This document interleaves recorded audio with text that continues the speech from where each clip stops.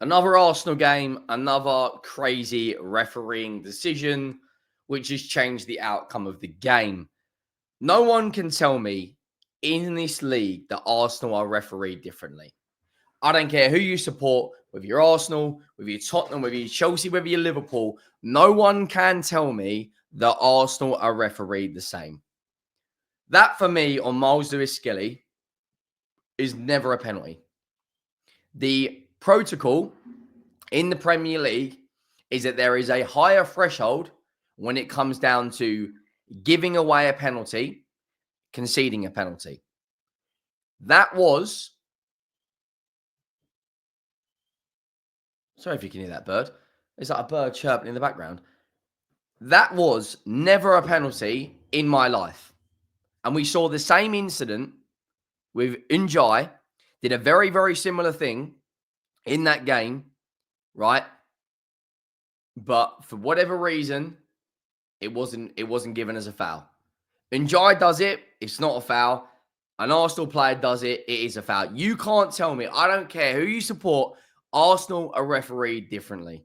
You got to look at the Saliba situation at Brighton away. Wins a header, right? But gives away a penalty.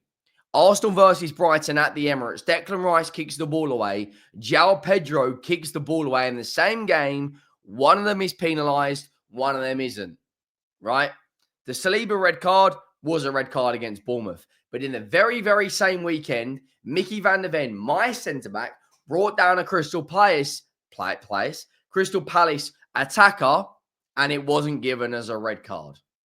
You know, the Doku, Leandro Trossard situation at the Etihad, where Trossard kicks the ball away, yet Doku does it, one sent off, the other one isn't. You can't tell me, I don't care who you support, Arsenal are refereed differently. Now, that shouldn't be an excuse for them not winning a league title. That should not be an excuse for them not winning silverware.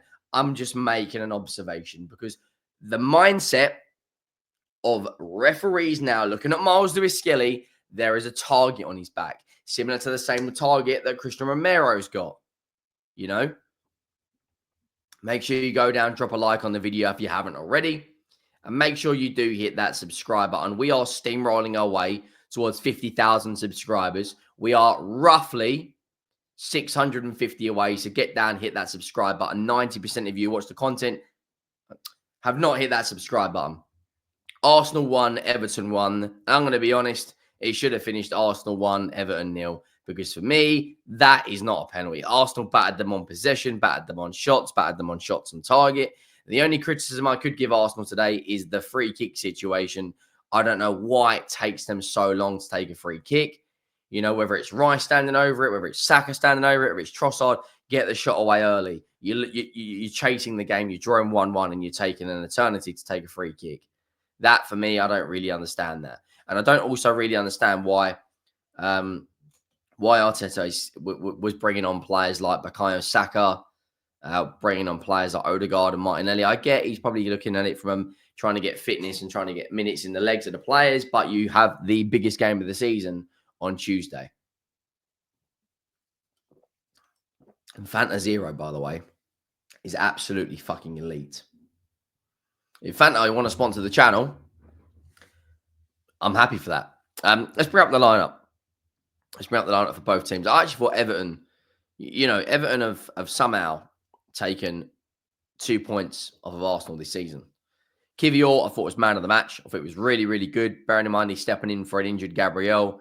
Gabriel and Saliba are part of the best centre-back pairing in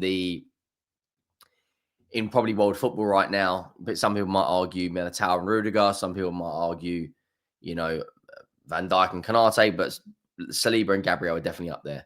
Ben White, I thought was okay today. I thought Declan Rice had a relatively good game. I thought Marino did all right. Obviously, Trossard got the goal. One year, he a little bit quiet today. Same with Sterling. But Myles Lewis Skelly, this situation with him is absolutely bonkers. That is just, it's not a penalty. It's just not. And there's a number of incidents this season where Arsenal have been dealt a harsh hand.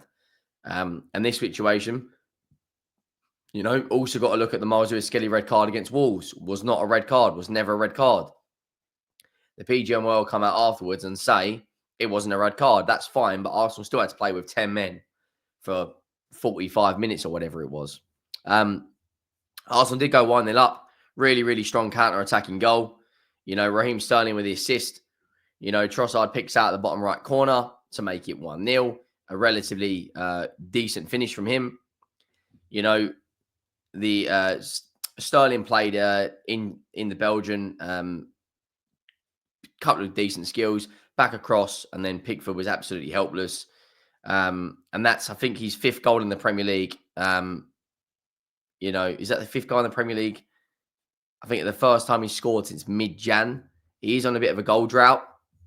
However, Everton did equalise from the penalty.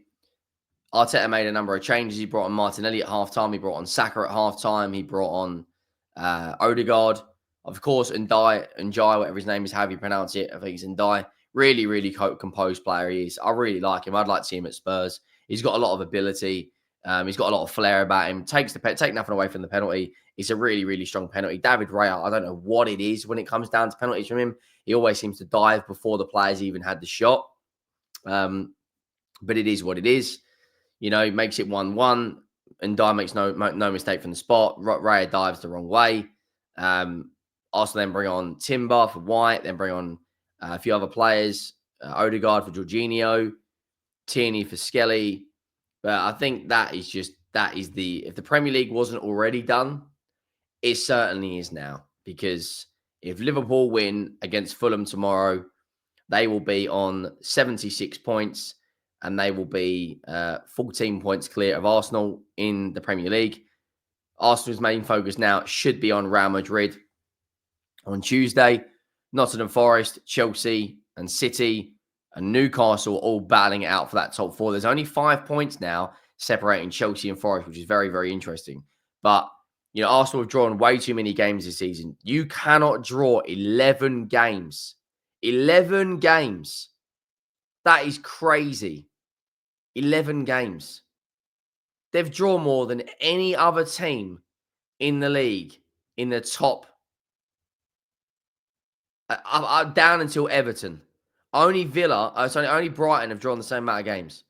That is far too many draws for a team that has aspirations of winning the league. Now, of course, Arsenal are expected to go out there and drop a 300 million quote-unquote war chest this summer, and they do need some players. They need more creativity. Like I said, the free kick situation, I don't know why it takes them a minute or two for them to take a free kick. I think they need to be better at that. But at the end of the day, Arsenal, the refereeing situation, it's just getting a little bit now where it's like it's overpowering the actual game. The Arsenal ref, if you go onto the socials and look at how many incidences there has been this season with Arsenal against this red card or offside, or I don't get why they're refereed differently. I don't get that. And of course, there will be Arsenal fans out there saying, well, if we had these extra points due to this decision or that decision, we'd be higher in the league. I still don't think there's enough in terms from a goal scoring perspective for, Liverpool have got a game in hand and they've scored 14 more goals than Arsenal. Nottingham Forest have only scored 6 less. Chelsea have only scored 2 less. Man City have scored more. Spurs have scored more goals, got 1 less goal than Arsenal this season. There's a lot of teams around there that are very, very close from Arsenal from a firepower perspective in terms of goals for. Brighton are only 8 goals behind. Newcastle are only 7 goals behind. They need more firepower. And the way they get more firepower is going out and signing an out-and-out number 9, Victor Gyökeres and Alexander Isak, and then bringing a wide player, someone like Nico Williams, someone like Buemo, and then bringing another creative midfielder. They're of course linked to Zubimendi. They're of course linked to Bruno Guimaraes, but we'll have to wait and see what's going to happen in the transfer market. Make sure you go down, drop a like on the video. Make sure you do hit that subscribe button. I don't really think there's any other. I don't think there's any other really big games today. Of course, tomorrow you got Tottenham, Southampton, Chelsea, Brentford, the Manchester derby, Liverpool playing against Fulham. There's a lot of football on tomorrow. Make sure you go down, subscribe, like the video, and I will see you all soon. I'm out.